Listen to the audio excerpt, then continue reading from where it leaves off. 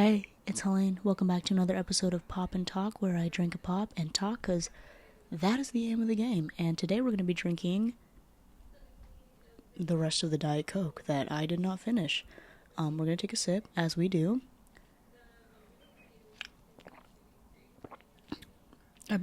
This was bought like a couple days ago, so the fizz is not there, but I am obsessed.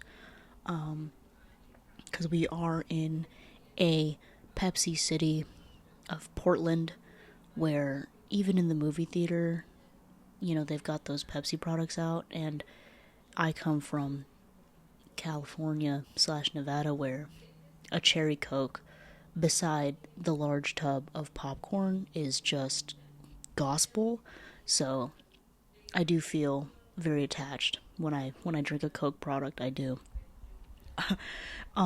So today's topic is going to be a bunch of different things, as it is loosely scattered, but mainly, we're going to talk about things that I don't like, things that I hate, pet peeves, and whatnot, because we've been talking about the things that I love, which I get very passionate about, but we're going to talk about things that I hate, and I think overall, most things that are very irrationally inconvenient or irrationally hated that I personally have, those things, I don't think I have a lot of them. I think the most things that I hate are actually like certain kinds of people, certain kinds of situations.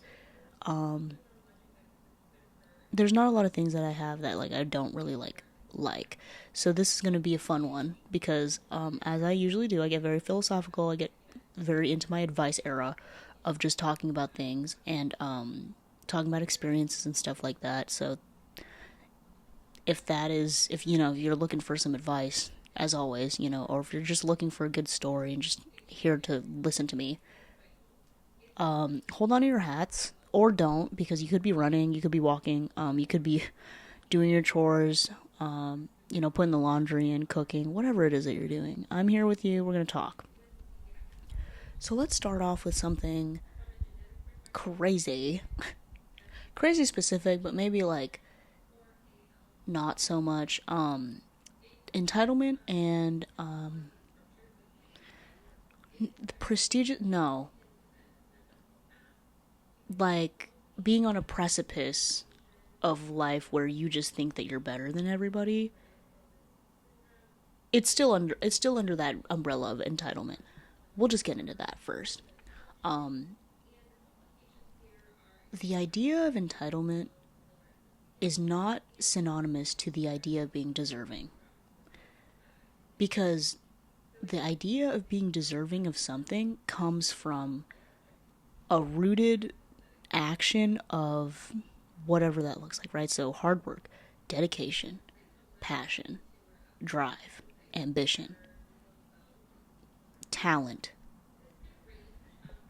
The outside world validates who is deserving, but you yourself can decide if you are deserving of something, and that changes the whole game. You don't need the outside world to validate you for something that you believe that you deserve, because you can give it to yourself, That is what deserving is. People who are entitled are the ones that really overshoot whatever qualities to justify that they can take something. That is entitlement.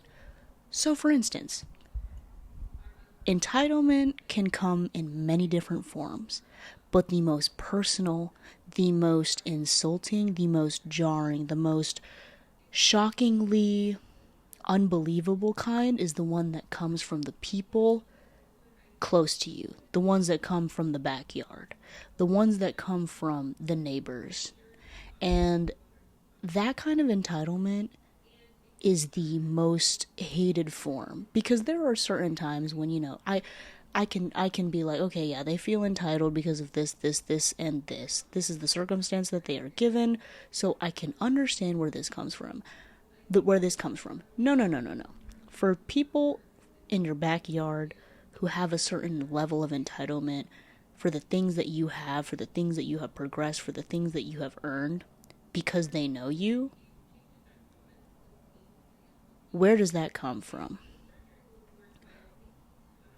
Because it's rooted in this idea of either because I know you, I feel very entitled to whatever it is that you have received, or because I feel that I have invested so much in you and it has taken so much out of me, I need compensation of any kind to feel that I am being seen as a family member, as a friend, as a manager, as a this, as a that. I need to feel like I have been recognized for all the stuff that I have done for you. That is entitlement. It's that feeling of, I've given you so much with this expectation of getting something back. And those are the people that y'all need to stay away from. Those are the people that are not truly there for you. They are not people who want good things for you. They only want good things for you so that they can get something from you and take your light, take your spark, take your flame, take whatever it is that you have and have it for themselves. Because it's kind of like this thing of like, you know, those motorcycles that have sidecars? They want to be in your sidecar.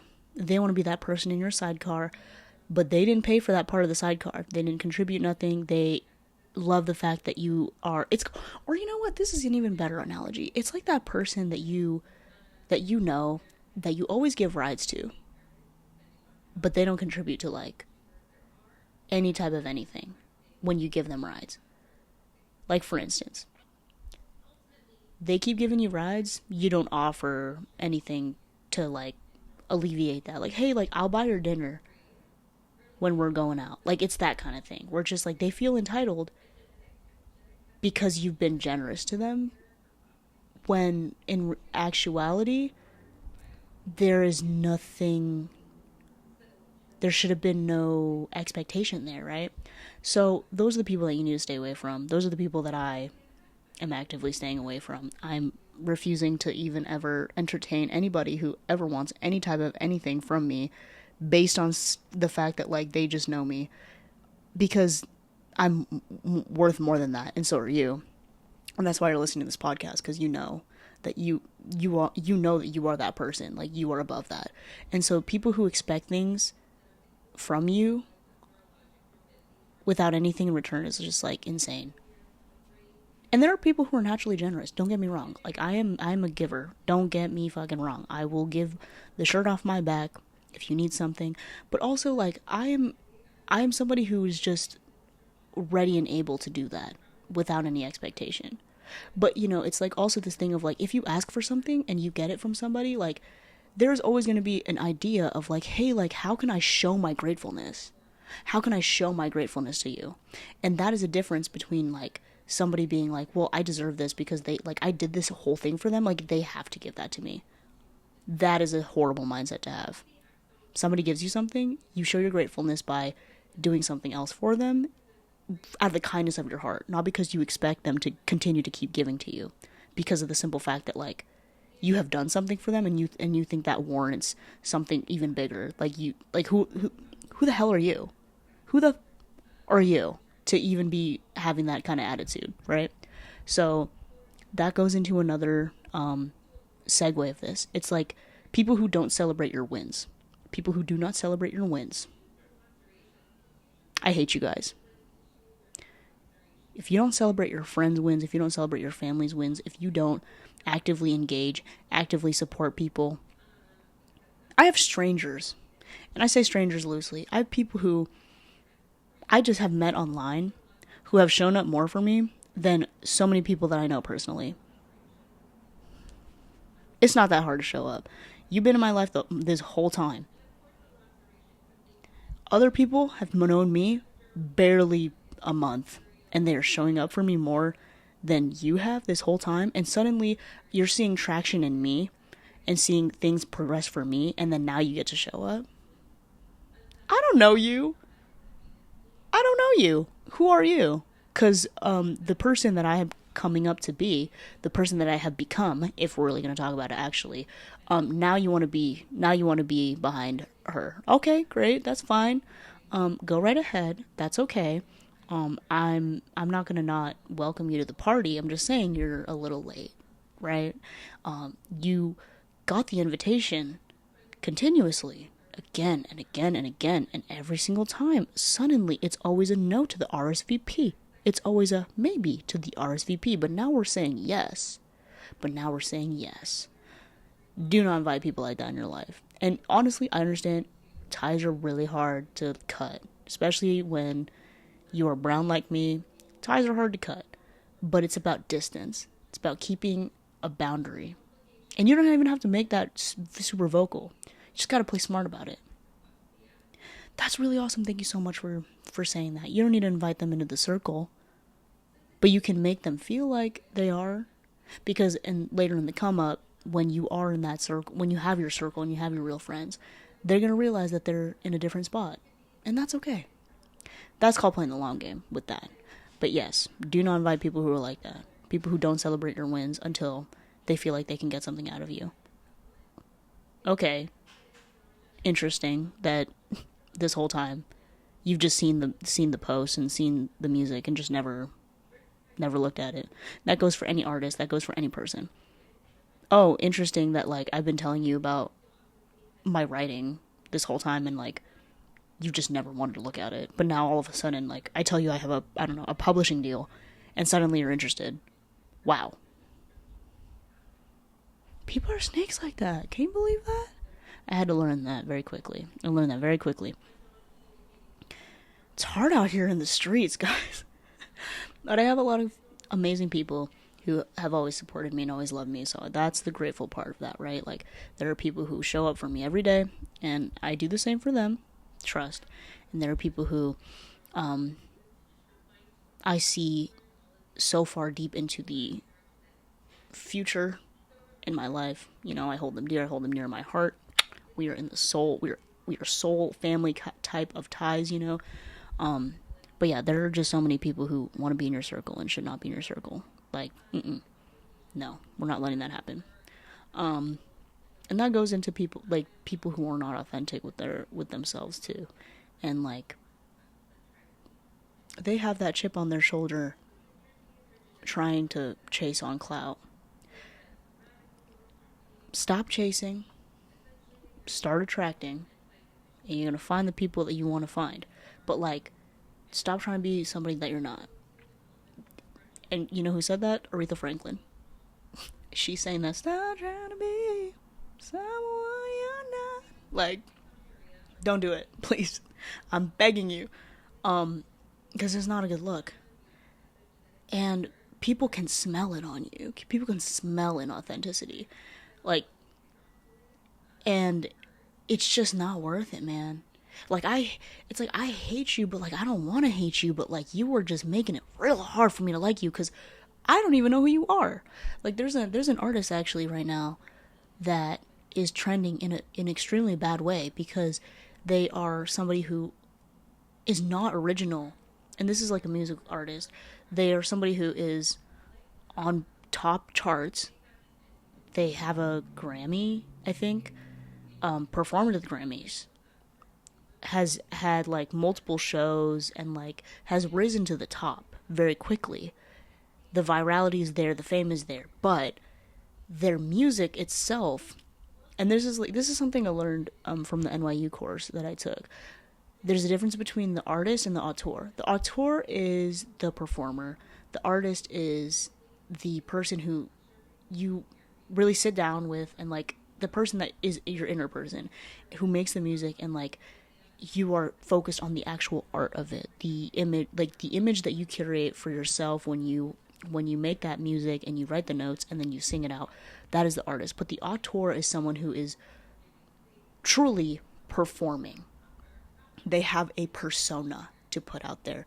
There is an extra layer to the artist, right? So somebody who is mainly an auteur would have like a visual image that they curate. So like Freddie Mercury, for instance, is the person that everybody's saying that this artist is copying. And so it's like Freddie Mercury is a legend, right? Like very much a I'm trying to think of so many words and I literally can't even think of that. Very just yeah, just legendary person who has paved the way for so many artists, and there is like a an extreme uniqueness. There is a marker there in the way that he used to dress, in his voice, in his the way that he played piano, his statements on like politics and everything like that. It's all encompassing. That is part of being an auteur. You're gonna think of another one, David Bowie. I don't even need to explain that. I don't need to explain that because obviously, legendary. Can never. That's he's top, he's peak. We already know everything about that, you know. Also like very stark image. It's like if somebody came up and was like, "Oh, like that person sounds like David Bowie," you would literally go, "No, he doesn't." Like, no, he doesn't, because nobody's ever gonna like fall into that. Or like Michael Jackson, like, "Oh, that person sounds like Michael Jackson." No, he doesn't. Like, he does not. We know that.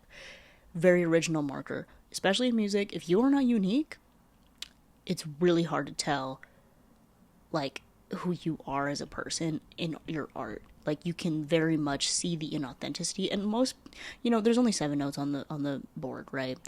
And you can do so much with those notes and stuff. You don't need to be copying anybody else. But every single thing in music is like, we look to the past to inform our present, right? So like, we look at the jazz standards and we look at the blues standards and we look at Motown and we see like how lyrics have evolved, and we talk about rock and like all the greats and stuff, and it's like those artists inform us, and we need to know that that is like the inspiration there.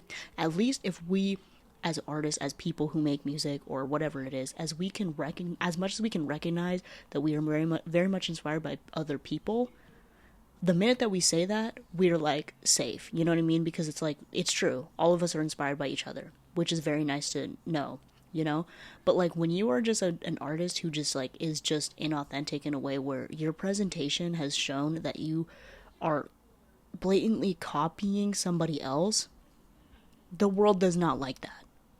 And it's like, I don't want to hate you, but I can't like you either, because I don't know who you are. Like, I can't really defend you if like I have no idea who you are supposed to be presenting as. And so it's this idea of clarity to have, right? So I get so irritated because I'm like, there's so many people in this world, just be yourself. And if you don't know who that is, let's figure it out together so that we can figure things out for you and your dream and whatever your purpose is, because then we can find some sort of way of getting you there. But if you are presenting yourself as something else and you can't even admit that there is something wrong with the presentation, I can't help you, bro. I'm sorry. But yes, I digress. Inauthenticity. I hate you, okay? And this goes for any person. This goes for anybody. People can smell it. I'm going to repeat that. And I'm going to toot my own horn because I'm that. But, like, I'm very much me. When somebody says, "Oh, like, that's Helena," everybody knows it's me. That's so Helena. Well, yes, because you're able to say that because you know me, because I'm showing that part of myself. Like, it's very easy to tell, so keep it authentic, keep it real, keep it lovely, all right? And you can tell what my personality is just based on the fact of all the things behind me. The satin pillowcase is also a part of the live studio audience, by the way. It keeps my hair flat. Highly recommend, okay? And I know who's watching, too. These are for all my girls and from all my guys, too. A satin pillowcase will change your life. Trust in that. Thank you. Yeah, we talked about inauthenticity. We talked about entitlement. We talked about people who don't celebrate your wins. Hate, all those things. No. Can't stress it enough. Oh, you know what? In addition to the like authenticity thing, I think and this is a very extremely specific, very niche example, but for people who lack their own personality, they they find a way to like try to get a personality by copying other people. And so when they do that, it's usually them siphoning the energy from somebody who's like extremely themselves, or like somebody who's extremely creative. Like they surround themselves with everybody else who's like super cool, but they themselves are just it's like they're collecting data, and then they just like are just themselves not a good person, so then they just collect different parts of like other people and then just become it, which I feel like we all kind of do in a way. That's just like transfer of being a human. But like I mean like in a way of like they are just like blatantly copying somebody else's style in their clothes, the way they act, the things that they say. And I just think that like I'm trying to think of like a really good example of like what this looks like. Oh, this is great. Okay. I need to adjust for this.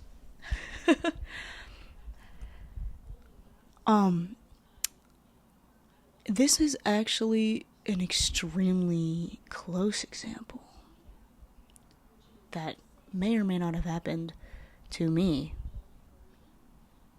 May or may not have happened to me. Imagine that you have a friend who is just really intrigued by the fact that you make music, or like that, you know, you just make art in general, that you're just a creative person. And you ask them, hey, like, what do you like to do that is creative and that's fun? And that's like something that's your outlet that you get to do. And they say they're not inherently a creative person, so they don't really do anything. And then you, being you, are extremely encouraging, and you say, well, let's go and figure out what that is.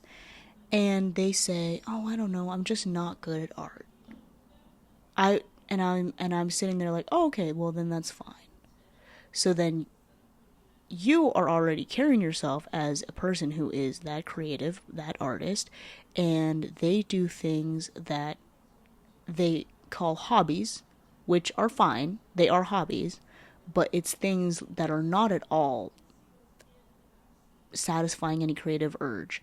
But they love to hang out with you because you yourself are creative, but they don't feel called to be doing any of that. Like, it doesn't even have to be singing. It's like they don't paint or anything. They don't draw. They don't play any instruments. All of their hobbies are centered around other stuff, like playing basketball or something, or working out, or I don't know, reading, like everything else that's just like not that. But then they're always like saying to you, I wish I could sing. Like if I could sing, I would never shut up. And they say these things to you. Like, if I knew how to make music, like, this would be so good. And you're like, okay, well, why don't we get into that? And they just don't want to do it. They just don't want to do it.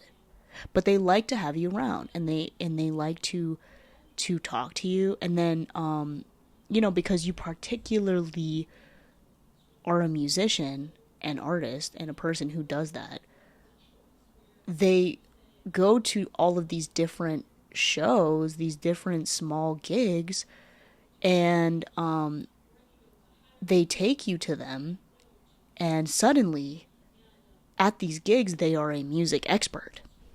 They are a music expert, and they tell you they love music and that this is like the greatest band that's ever happened.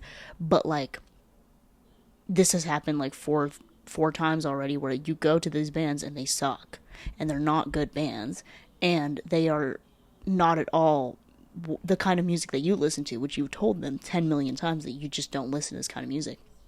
But they are pushing, that they're pushing, and they're pushing, and they're pushing, that they're this music expert and stuff like that. And they are just like intrigued by this idea of just like being a creative suddenly, and then like they're schooling you on how to do music and stuff. This is the kind of inauthenticity that I am talking about, that comes out of nowhere. And this kind of like story of just like, oh, well, I wish I could do music, doesn't actually actively do music, doesn't actually actively sing, doesn't actually actively play instruments, is aloof all the time when you're talking about your own singing, says they support you, and then you go to them to all these shows, all these other people's shows, by the way, and then they start talking about music and schooling you. No. No.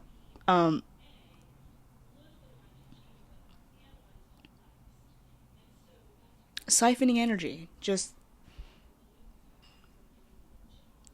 creating a space where they don't have creating a space in a conversation that they're not a part of, that they actively have not been willing to be a part of, and then suddenly this is from another person's recommendations too, like you have given them recommendations for music and then they don't take them, and then from somebody else then they take them, and then they go and share it with you, and then act like they are end all be all about these topics when you have constantly given them the repertoire of stuff because you yourself do the music.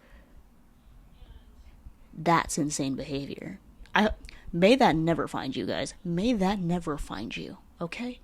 Because all these music experts who talk about how much they love music, and they just, they've curated their playlist to their whatever activity, and they have like, Rich really good at making playlists. I'm really good at making playlists. They pull up that, and then suddenly they're this like music expert. But the whole time they're just not creating anything themselves.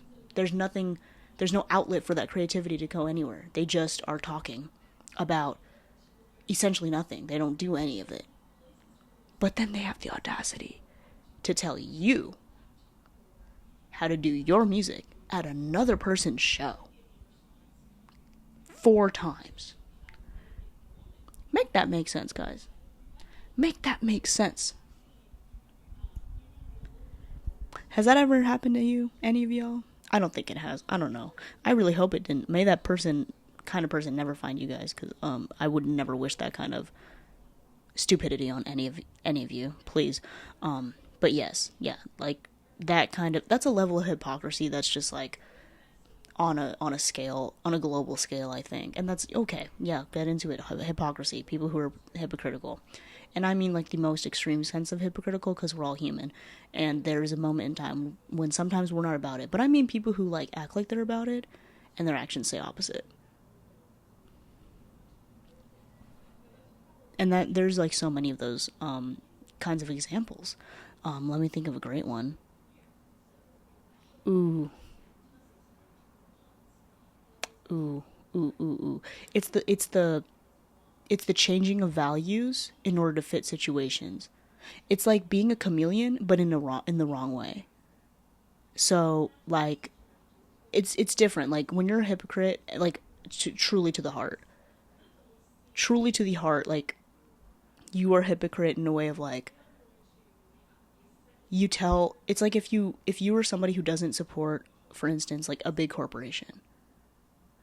If you were somebody who doesn't support big corporations, like overall, and you are somebody who like actively will tell people not to go and shop at these places, or like go to these different stores, or go to these different restaurants, and you're actively telling people to not do it, and you are criticizing people for not being able to do it, and you are literally berating people for not doing it, and you are posting on your Instagram to not, like, for people not to do it, and you are being very performative about this action.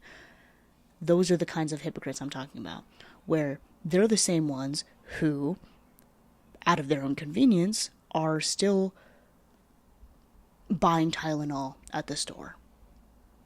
Still buying their toiletries them, like the toothpaste, okay, the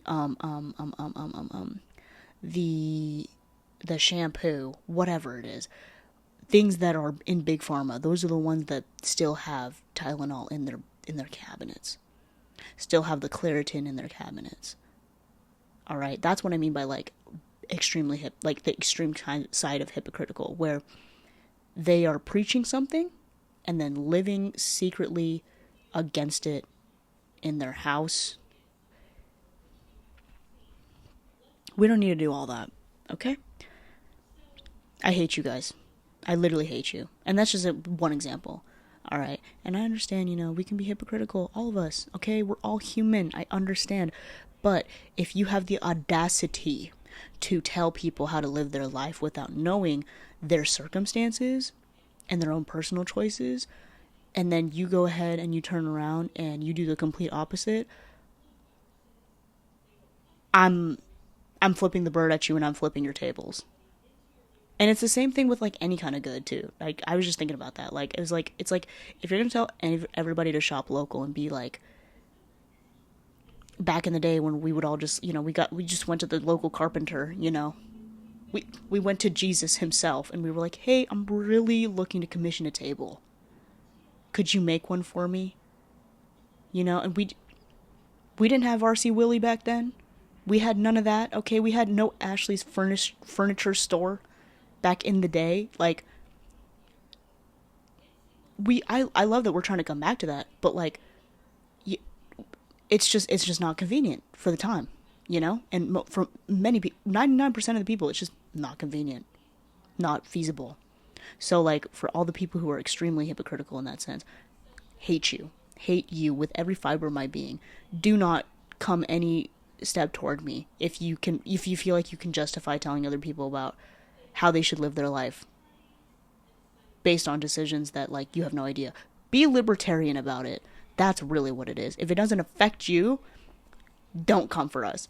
Don't come for anybody, okay? Because you don't know what anybody's dealing with in life. And also, on a pragmatic sense, okay, there are actually like truly 100% limitations in the way that the societal round table works, where it is truly actually 100% non-feasible for many communities to be able to do that.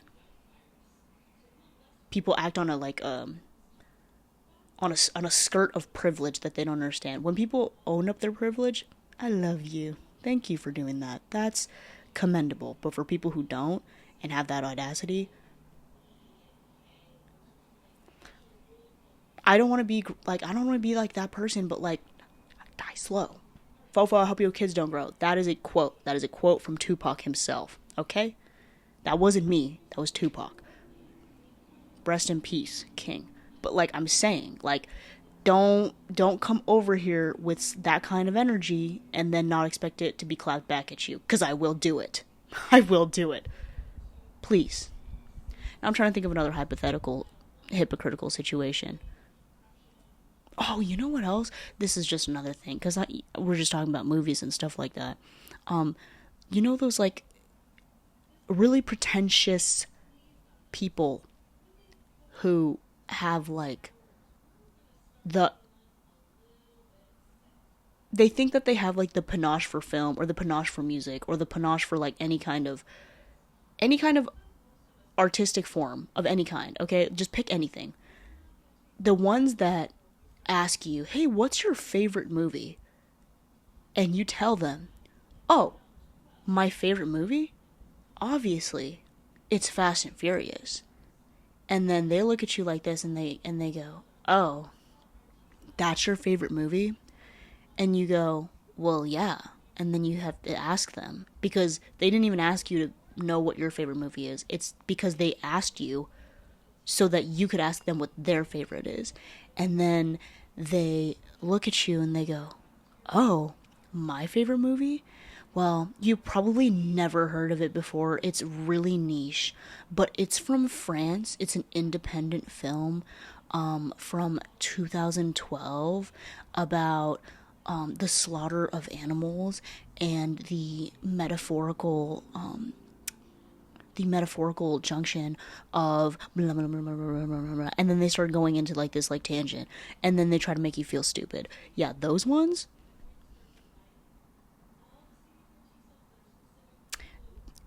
Forgive me for saying this, but like I wish that you didn't have eyes so that you wouldn't be able to look at this movie that you're trying to explain to me, because why are you even trying to belittle, first of all, my movie choice? Fast and Furious is a great movie. I literally don't care what any of you guys say. And then second, anybody can have their own favorite whatever. Okay? If you tell me that your favorite song is from the freaking Lego movie, I would go, well, let's listen to it. Let people like what the hell they like, okay? Because at the end of the day, what does that affect? That don't affect you at all. That doesn't affect you at all. I could fangirl over a freaking rock. Alright? Don't come for us. Do not come for us, okay? We can like what we want. Don't be overly pretentious about your choices. Especially, and this also goes for like every single person who like is a creative in the space, and then they get asked like what their favorite movie is. Like, or like what their favorite like song is. If I said it's from the Smurf movie, I better not get a look from you. Because if you were going to say some random niche thing, what do you want? Applause? That you went and found a little film that nobody knows about? I mean, great for you to uplift this, like, film and this crew for making it, but, like, you're not scoring any brownie points. David, all right, Jeremy, whoever's doing that, I'm not giving you your points, okay? It's like this one time, me and my friends, we talk about all of these different kinds of things that we like, and they're like stupid. Okay, they are ridiculous. It is the definition of skullduggery, the literal definition of tomfoolery. Okay, if I told you that what is it? My favorite movie is the what is it? The Room. That it's just the one. It's the one with the really bad actor in it, and like it was. Oh my gosh, what is it? What is it? What is it? Oh my gosh, I can't even think of it. Don't. What is it? I think, you know what? I have to look it up. The Room. Right? No. The Room. The Rookie? No. Movie? It's the one with the...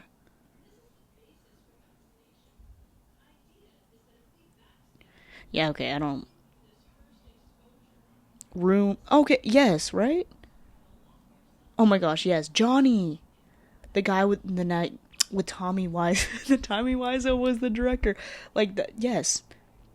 Yes. Like, imagine if I said that was my favorite movie. I hope you guys know what I'm talking about. But, like, we made fun of this man's acting. I'm gonna have to pull it up, because it's gonna bother me that you guys don't know. Or you guys may or may not know what I'm talking about.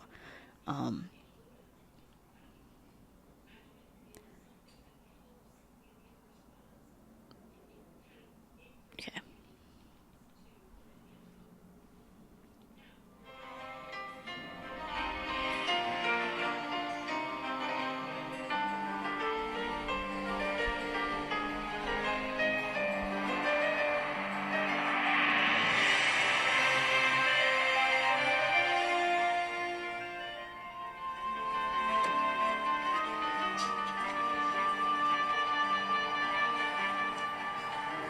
Hi. Can I help you? Yeah, can I have a dozen red roses, please? Oh, hi, Johnny. I didn't know it was you. Here you go. That's me. How much is it? It'll be $18. Here you go. Keep the change. Hi, doggy. You're my favorite customer. Thanks a lot. Bye. Bye-bye. I was working as a busboy. That's me. Hi, doggy. Okay, bye. Like, that's so funny. I'm so sorry. I'm so sorry. It is. Like, sue me. Sue me. Why? Because I didn't say some random French movie? Get out of here. But yeah. Don't be too... So, what's the lesson here? Don't be pretentious about things that don't matter. Be yourself. Don't be inauthentic. We can smell fakeness from a mile away. If you are acting entitled and not deserving. That means that you are expecting things in return when people are being giving and generous and kind and loving and adoring and just, decent human beings to you. Stop that. If you are somebody who doesn't celebrate other people's wins, especially the people who are close to you in your life, you are you're the worst kind of hater that nobody should have around. And what else have we learned today? Oh, if you are somebody who is trying to surround yourself with creative people and you're not creative yourself, that means you're actually just siphoning other people's energy, and there's an inner I don't want to say hate, but there's an inner feeling of being lost inside of your own character where you just don't know who you are, so then you just have this like chip on your shoulder about things that you actually have never experienced, and suddenly, honestly, yeah, the pretentious thing and this go together, because then that arises like an unnecessary defense mechanism with people who just can't really like live with themselves, so they just have like this audacity to tell other people what to do. And then that also adds into that, don't be so nosy about what other people are doing, and then don't try to tell people what to do when you don't know what's going on in their lives. So yeah, those are the lessons of today. And also, don't shit on Fast and Furious is another one. And I understand, okay? I know that there are 11 movies. I know this, okay? I understand. I can cap it at 7. Because 7 was the movie that I watched when I went to Universal Studios and it had just came out, and it was like Paul Walker's death was just extremely fresh, and that was the movie where we had to say goodbye to him, and that's where I capped the movie, where like the movie franchise for real, for like what it was and what it just could be, as just like it just being about cars, and then just like introducing just a little bit of the crazy stuff. Everything after 7 is entirely experimental, and I can't say that I'm not here for it, because it's so ridiculous, but it's an action movie where it's like, what else can we do in it? And I just really respect that. I really respect that. Cars in space, who cares? Jason Momoa being a villain, amazing, right? Them reviving people that should be dead, thank you. Like, I don't have anything bad to say. That first one is top tier. The one with Tyrese Gibson is also really funny. The one where they went to Brazil. Ugh, gagged me. Loved that one. Yeah. You know I always have to talk about a movie, but yes. That one might be actually the most important lesson here. I am at 40-ish minutes, so I'm going to cap it right here. I love you guys. We're going to take another sip. You know I only take like 2 sips every episode, but thank you. I'm going to finish this, I promise. Let's take a sippy.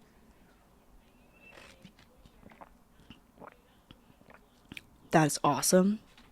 Thank you for everybody who was watching the YouTube video. Like, subscribe, comment, hit the bell for the notifications. Hope you enjoyed. Comment a smiley face if you went all the way to the end. I'm sure you did. That's why you're here. And then for all the Spotify listeners, hit that 5 stars. It really helps me out a lot to know which ones are the real ones and which ones are the fakes, because we're not inauthentic in the streets out here. And yeah, you can also comment on Spotify too. So I would love to read your comments. For everybody who has listened this far. And then check out the music. It's always in every single link that I have. Link in bio, link in my Instagram. I'm super active on TikTok too, so follow the TikTok. But all my links are up.